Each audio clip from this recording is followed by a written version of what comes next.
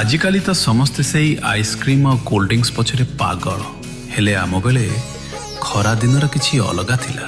सकालु सकालु पेट आ मन को शांति करिवा पाई से कंसाए दही चूड़ा किंबा मांडिया जाऊ।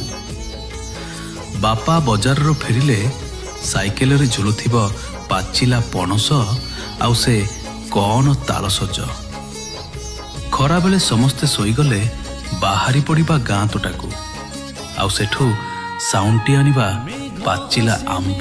सेई आंब लंच रे दही पखाल सांग को खाइबा जो तृप्ति ताहा आजिर कौनसी पंचतारका होटेल रे भी मिलिबनी।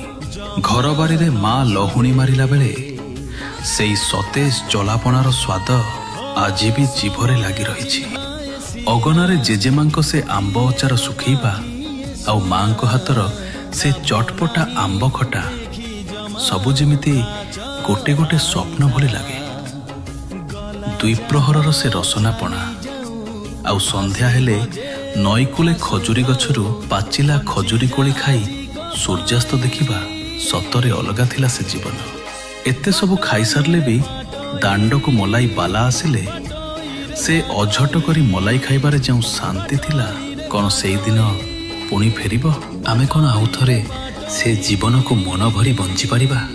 आज खोजुची बसी भुवनेश्वर रो 45 डिग्री खरारे एसी रूम भितरे बंदी हुई।